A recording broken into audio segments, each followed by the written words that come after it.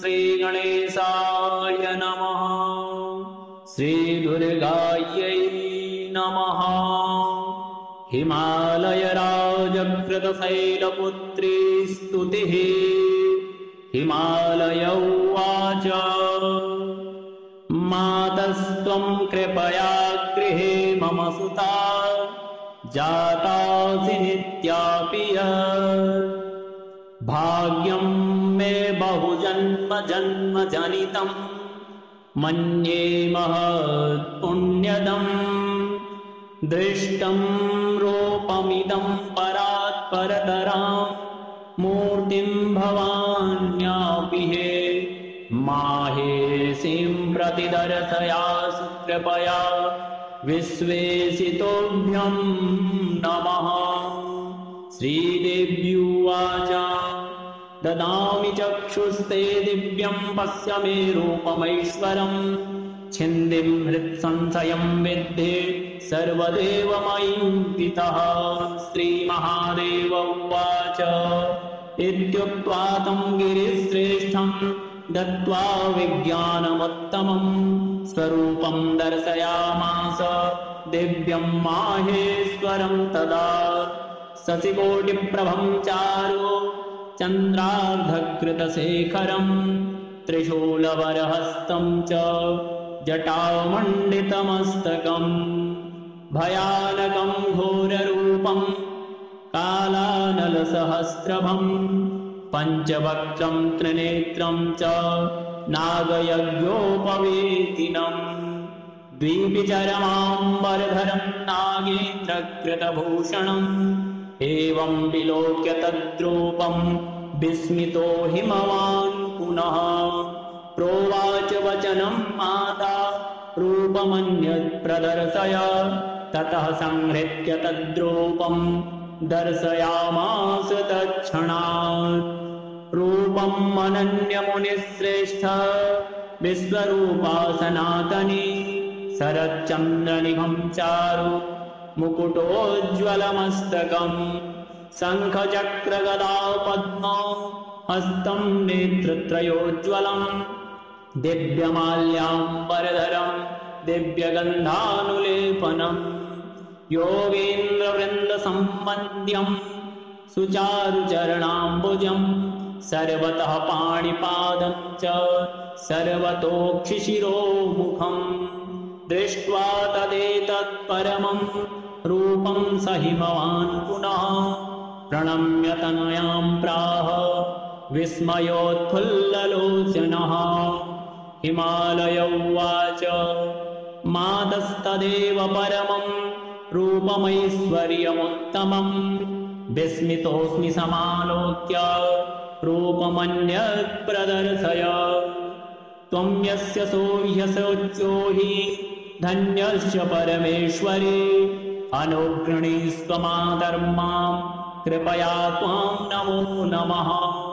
श्रीमहादेव उवाच इत्युक्ता सा तदा पित्रा शैलराजेन पार्वती तद्रूपमपि संहृत्य दिव्यं रूपं समादधे नीलोत्पलदलश्यामं वनमाली विभूषितम् शङ्खचक्रगदा पद्मौ मभिव्यक्तं चतुर्भुजम् एवं विलोक्य तद्रूपं शैलानामधिपस्ततः कृताञ्जलिपुटः स्थित्वा हर्षेण महतायुतः स्तोत्रेणानेन तां देवीं तुष्टाव परमेश्वरीं सर्वदेवमयीमाद्यां ब्रह्मविष्णुशिवात्मिकाम्।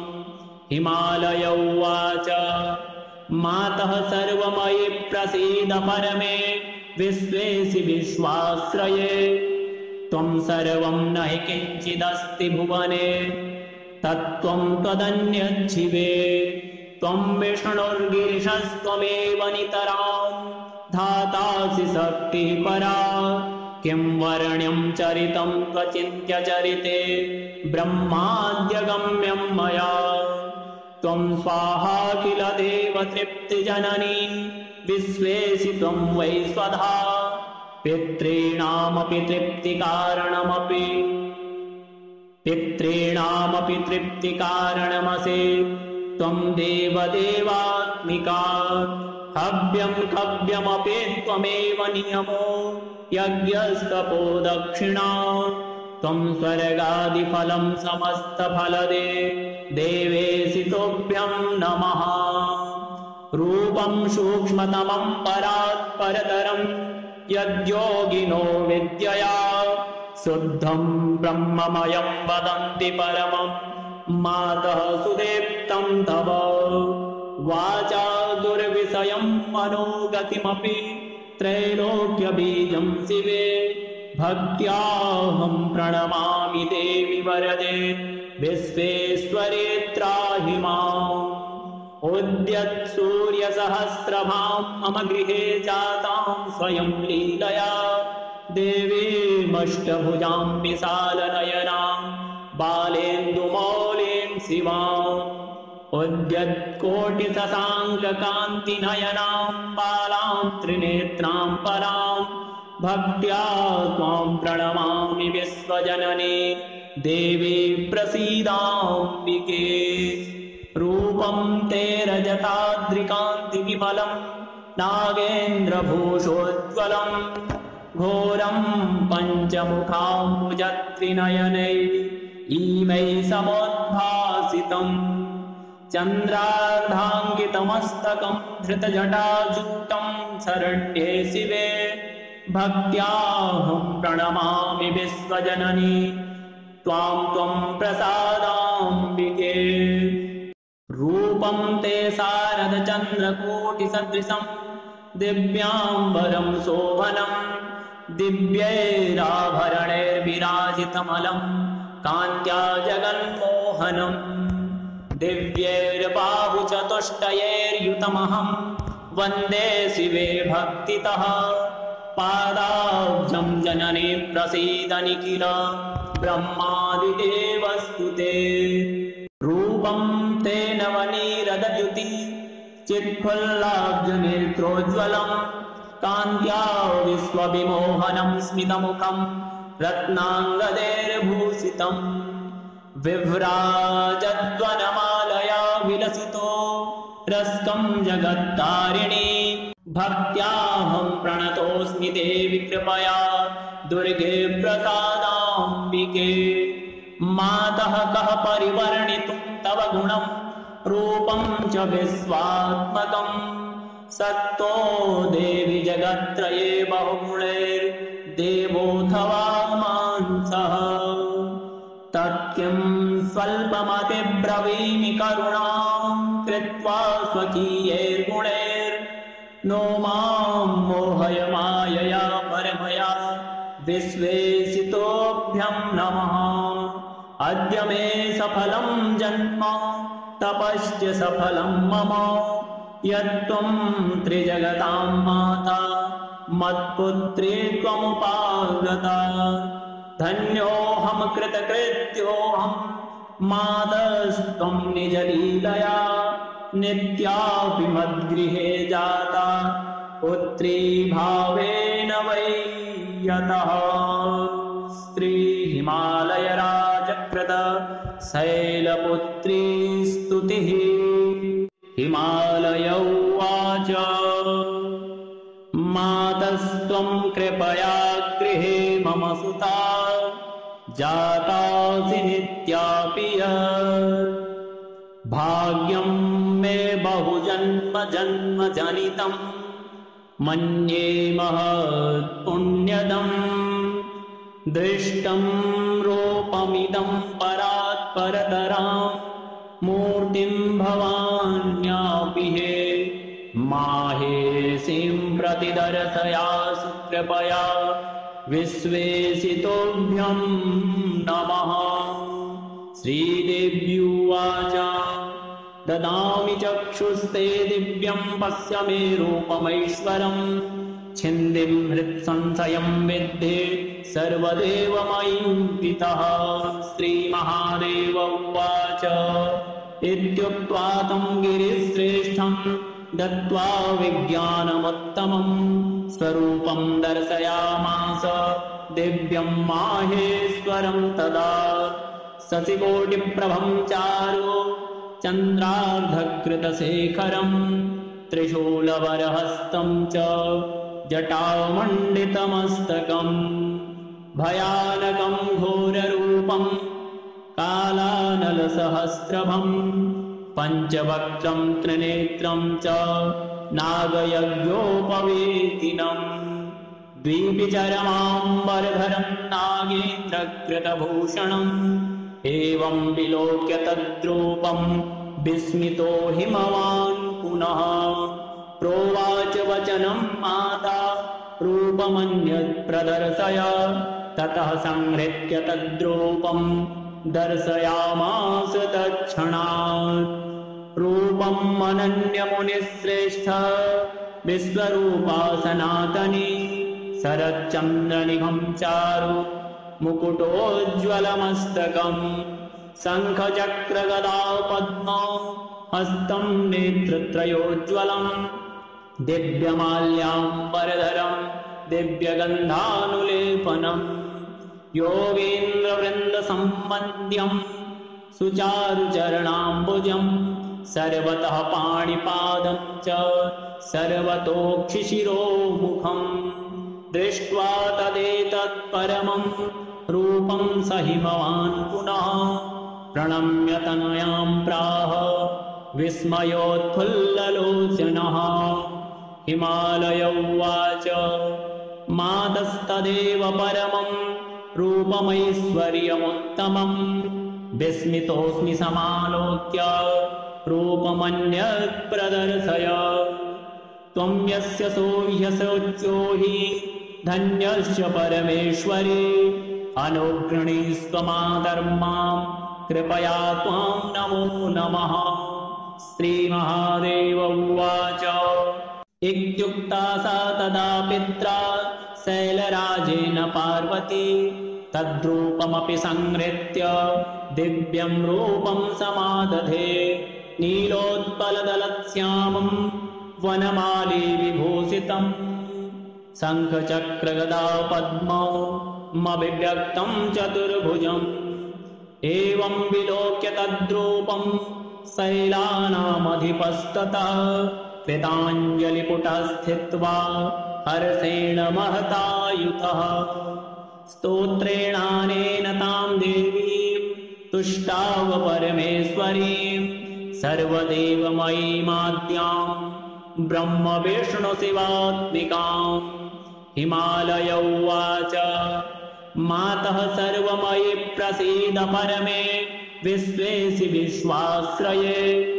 त्वं सर्वं न हि किञ्चिदस्ति भुवने तत्त्वं त्वदन्यच्छिवे त्वं विष्णुर्गिरिशस्त्वमेव नितरां धातासि शक्तिः परा किं वर्ण्यं चरितं त्वचिन्त्य चरिते ब्रह्माद्यगम्यं मया त्वं स्वाहा किल देवतृप्तिजननी विश्वेसि त्वं वै स्वधा पितॄणामपि तृप्तिकारणमसि त्वं देवदेवात्मिका हव्यं कव्यमपि त्वमेव नियमो यज्ञस्तपो दक्षिणा त्वं स्वर्गादिफलं समस्तफलदे देवेसि तुभ्यं नमः रूपं सूक्ष्मतमं परात् परतरं यद्योगिनो विद्यया शुद्धं ब्रह्ममयं वदन्ति परमं मातः सुदेप्तं तव वाचा दुर्विषयं मनोगतिमपि त्रैलोक्यबीजं शिवे भक्त्याहं प्रणमामि देवि वरदे विश्वेश्वरे त्राहि माम् उद्यत् सूर्यसहस्रभां मम गृहे जातां स्वयं लीलया देवीमष्टभुजां विशालनयनां बालेन्दुमौलिं शिवाम् उद्यत्कोटिशशाङ्ककान्तिनयनां बालां त्रिनेत्रां परां भक्त्या त्वां प्रणमामि विश्वजननी देवी प्रसीदाम्बिके। रूपं ते रजताद्रिकान्तिविमलं नागेन्द्रभूषोज्ज्वलम् घोरं पञ्चमुखाम्बुजत्रिनयनै इमै समुद्भासितम्। चन्द्रार्धाङ्कितमस्तकं धृतजटाजूटं शरण्ये शिवे भक्त्याहं प्रणमामि विश्वजननी त्वां त्वं प्रसादाम्बिके। रूपं ते शारदचन्द्रकोटिसदृशं दिव्याम्बरं शोभनं दिव्यैराभरणैर्विराजितमलं कान्त्या जगन्मोहनम्। दिव्यैर्बाहुचतुष्टयैर्युतमहं वन्दे शिवे भक्तितः पादाब्जं जननी प्रसीद निखिल ब्रह्मादिदेवस्तुते। रूपं ते नवनीरदद्युति चित्फुल्लाब्जनेत्रोज्ज्वलं कान्त्या विश्वविमोहनं स्मितमुखं रत्नाङ्गदैर्भूषितम्। विभ्राजद्वनमालया विलसितो रस्कं जगत्तारिणी भक्त्याहं प्रणतोऽस्मि देवि कृपया दुर्गे प्रसादाम्बिके। मातः कः परिवर्णितुं तव गुणं रूपं च विश्वात्मकम् सत्तो देवि जगत्त्रये बहुगुणैर्देवोऽथवा मांसः। तत्किं स्वल्पमतिब्रवीमि करुणां कृत्वा स्वकीयैर्गुणैर्नो मां मोहय मायया परमया विश्वेशितोऽभ्यं नमः। अद्य मे सफलं जन्म तपश्च सफलं मम यत्त्वं त्रिजगतां माता मत्पुत्री त्वमुपागता। धन्योऽहं कृतकृत्योऽहं मातस्त्वं निजलीलया नित्यापि मद्गृहे जाता पुत्री भावेन वै यतः। श्रीहिमालयराजकृत शैलपुत्री स्तुतिः। हिमालय उवाच मातस्त्वं कृपया गृहे मम सुता जातासि नित्यापि यत् भाग्यं मे बहुजन्म जन्म जनितं मन्ये महत्पुण्यदम्। दृष्टं रूपमिदं परात्परतरां मूर्तिं भवान्यापि हे माहेशीं प्रतिदर्शयासु कृपया विश्वेशितोऽभ्यं नमः। श्रीदेव्युवाच ददामि चक्षुस्ते दिव्यं पश्य मे रूपमैश्वरम् छिन्दिं हृत्संशयं विद्धे सर्वदेवमयीं पितः। श्रीमहादेव उवाच इत्युक्त्वा तं गिरिश्रेष्ठं दत्त्वा विज्ञानमुत्तमं स्वरूपं दर्शयामास दिव्यं माहेश्वरं तदा।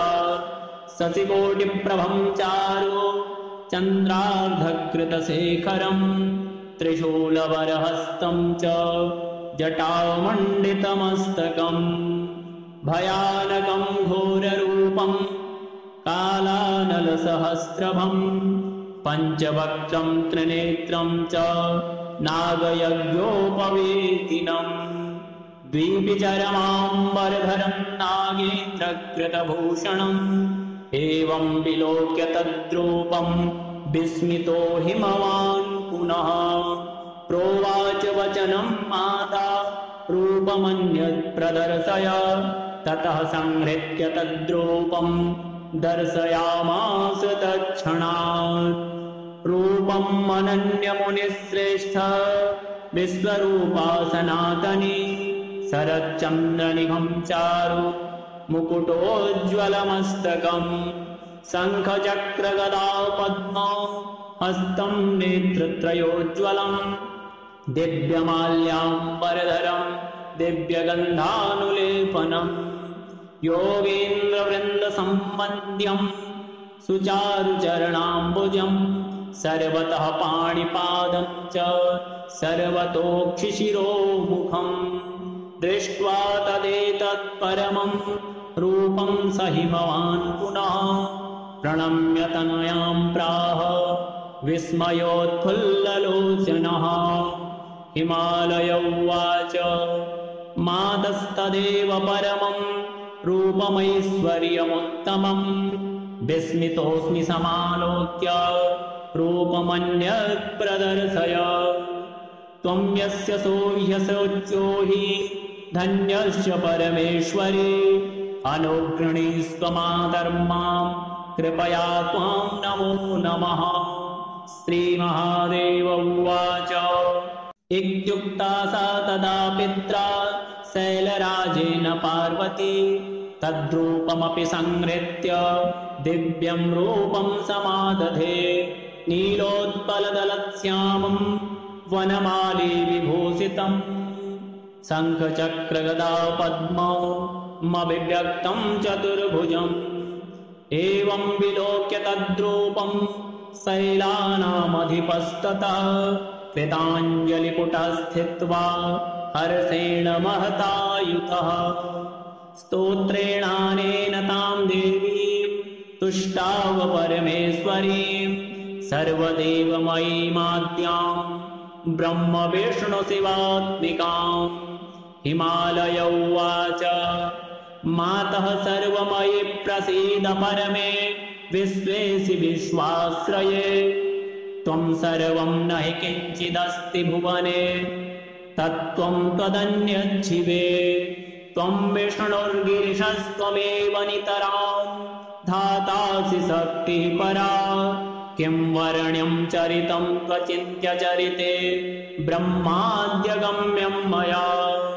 त्वं स्वाहा किल देवतृप्तिजननी विश्वेशि त्वं वै स्वधा पितॄणामपि तृप्तिकारणमसि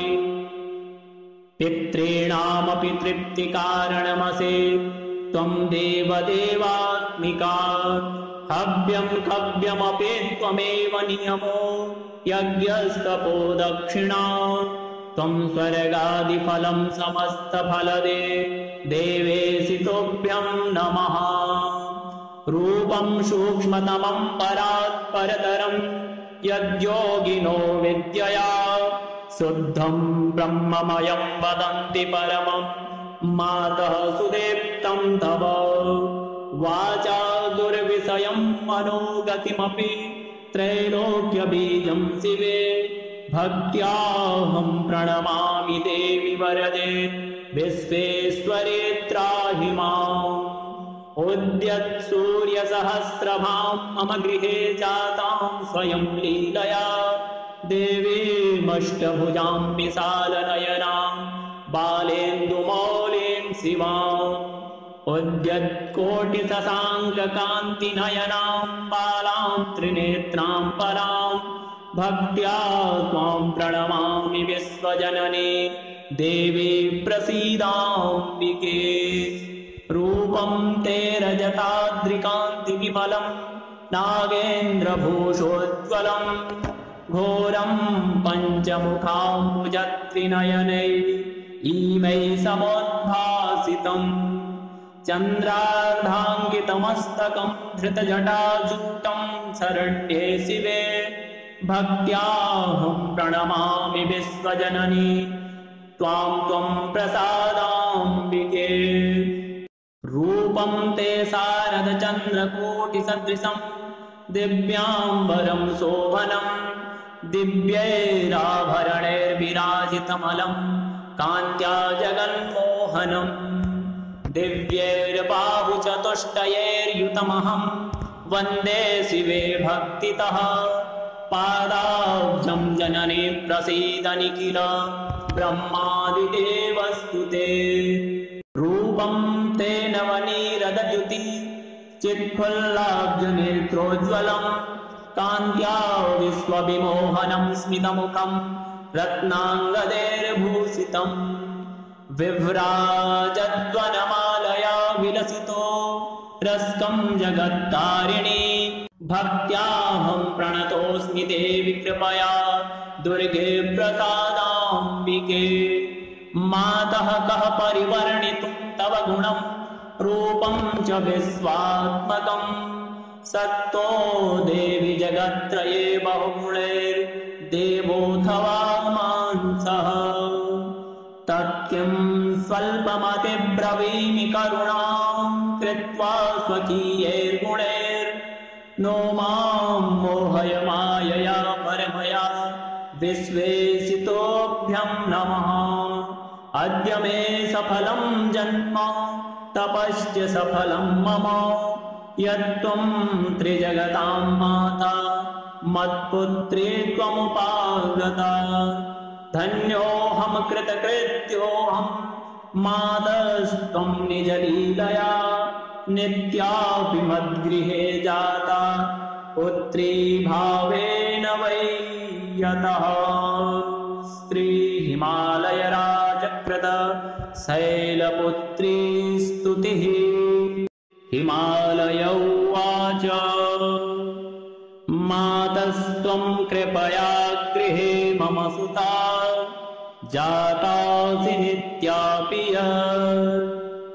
भाग्यं मे बहुजन्म जन्म जनितं मन्ये महत्पुण्यदं दृष्टं रूपमिदं परात्परतरां मूर्तिं भवान्यापि हे माहेसीं प्रतिदर्शयासु कृपया विश्वेशितोऽभ्यं नमः श्रीदेव्युवाच ददामि चक्षुस्ते दिव्यं पश्य मे रूपमैश्वरम् छिन्दिं हृत्संशयं विद्धि सर्वदेवमयीं पितः श्रीमहादेव उवाच इत्युक्त्वा तं गिरिश्रेष्ठं दत्त्वा विज्ञानमुत्तमं स्वरूपं दर्शयामास दिव्यं माहेश्वरं तदा शशिकोटिप्रभं चारु चन्द्रार्धकृतशेखरं त्रिशूलवरहस्तं च जटामण्डितमस्तकं भयानकं घोररूपं कालानलसहस्रभं पञ्चवक्त्रं त्रिनेत्रं च नागयज्ञोपवीतिनं द्विविचरमाम्बरधरं नागेन्द्रकृतभूषणम् एवं विलोक्य तद्रूपं विस्मितो हिमवान् पुनः प्रोवाच वचनं माता रूपमन्यत् प्रदर्शय ततः संहृत्य तद्रूपं दर्शयामास तत्क्षणात् रूपम् अनन्यमुनिश्रेष्ठ विश्वरूपा सनातनी शरच्चन्द्रनिभं चारु मुकुटोज्ज्वलमस्तकम् शङ्खचक्रगदा पद्मौ हस्तं नेत्रत्रयोज्ज्वलम् दिव्यमाल्याम्बरधरं दिव्यगन्धानुलेपनम् योगीन्द्रवृन्दसम्बन्ध्यं सुचारुचरणाम्बुजं सर्वतः पाणिपादं च सर्वतोक्षिशिरोमुखम् दृष्ट्वा तदेतत्परमं रूपं स हिमवान् पुनः प्रणम्य तनयां प्राह विस्मयोत्फुल्ललोचनः हिमालय उवाच मातस्तदेव परमं रूपमैश्वर्यमुत्तमम् विस्मितोऽस्मि समालोक्य रूपमन्यत् प्रदर्शय त्वं यस्य सोऽह्यशोच्यो हि धन्यश्च परमेश्वरी अनुगृणीस्त्वमाधर्मां कृपया त्वां नमो नमः श्रीमहादेव उवाच इत्युक्ता सा तदा पित्रा शैलराजेन पार्वती तद्रूपमपि संहृत्य दिव्यं रूपं समादधे नीलोत्पलदलश्यामं वनमाली विभूषितम् शङ्खचक्रगदा पद्मौ मभिव्यक्तं चतुर्भुजम् एवं विलोक्य तद्रूपं शैलानामधिपस्ततः कृताञ्जलिपुटः स्थित्वा हर्षेण महतायुतः स्तोत्रेणानेन तां देवीं तुष्टाव परमेश्वरीं सर्वदेवमयीमाद्यां ब्रह्मविष्णुशिवात्मिकां। हिमालय उवाच मातः सर्वमयि प्रसीद परमे विश्वेशि विश्वाश्रये त्वं सर्वं न हि किञ्चिदस्ति भुवने तत्त्वं त्वदन्यच्छिवे त्वं विष्णुर्गिरिशस्त्वमेव नितरां धातासि शक्तिः परा किं वर्ण्यं चरितं त्वचिन्त्यचरिते ब्रह्माद्यगम्यं मया त्वं स्वाहा किल देवतृप्तिजननी विश्वेशि त्वं वै स्वधा पितॄणामपि तृप्तिकारणमसि त्वं देवदेवात्मिका हव्यं कव्यमपि त्वमेव नियमो यज्ञस्तपो दक्षिणा त्वं स्वर्गादिफलं समस्तफलदे देवेशि तुभ्यं नमः रूपं सूक्ष्मतमं परात् परतरं यद्योगिनो विद्यया शुद्धं ब्रह्ममयं वदन्ति परमं मातः सुदेप्तं तव वाचा दुर्विषयं मनोगतिमपि त्रैलोक्यबीजं शिवे भक्त्याहं प्रणमामि देवि वरदे विश्वेश्वरे त्राहि माम् उद्यत् सूर्यसहस्रभां मम गृहे जातां स्वयं लीलया देवीमष्टभुजां विशालनयनां बालेन्दुमौलिं शिवाम् उद्यत्कोटिशशाङ्ककान्तिनयनां बालां त्रिनेत्रां परां भक्त्या त्वां प्रणमामि विश्वजननी देवी प्रसीदाम्बिके रूपं ते रजताद्रिकान्तिविमलं नागेन्द्रभूषोज्ज्वलं घोरं पञ्चमुखाम्बुजत्रिनयनै इमै समुद्भासितम् चन्द्रार्धाङ्कितमस्तकं धृतजटाजूटं शरण्ये शिवे भक्त्याहं प्रणमामि विश्वजननी त्वां त्वं प्रसादाम्बिके रूपं ते शारदचन्द्रकोटिसदृशं दिव्याम्बरं शोभनं दिव्यैराभरणैर्विराजितमलं कान्त्या जगन्मोहनम् दिव्यैर्बाहुचतुष्टयैर्युतमहं वन्दे शिवे भक्तितः पादाब्जं जननी प्रसीद निखिल ब्रह्मादिदेवस्तु ते रूपं ते नवनीरदद्युति चित्फुल्लाब्जनेत्रोज्ज्वलं कान्त्या विश्वविमोहनं स्मितमुखं रत्नाङ्गदैर्भूषितम् विभ्राजद्वनमालया विलसितो रस्कं जगत्तारिणी भक्त्याहं प्रणतोऽस्मि देवि कृपया दुर्गे प्रसादाम्बिके मातः कः परिवर्णितुं तव गुणं रूपं च विश्वात्मकं सत्तो देवि जगत्त्रये बहुगुणैर्देवोऽथवा मांसः तत्किं स्वल्पमतिब्रवीमि करुणां कृत्वा स्वकीयैर्गुणैर्नो मां मोहय मायया परमया विश्वेशितोऽभ्यं नमः अद्य मे सफलं जन्म तपश्च सफलं मम यत्त्वं त्रिजगतां माता मत्पुत्री त्वमुपागता धन्योऽहं कृतकृत्योऽहं मातस्त्वं निजलीलया नित्यापि मद्गृहे जाता पुत्री भावेन वै यतः स्त्री हिमालयराजकृत शैलपुत्री स्तुतिः।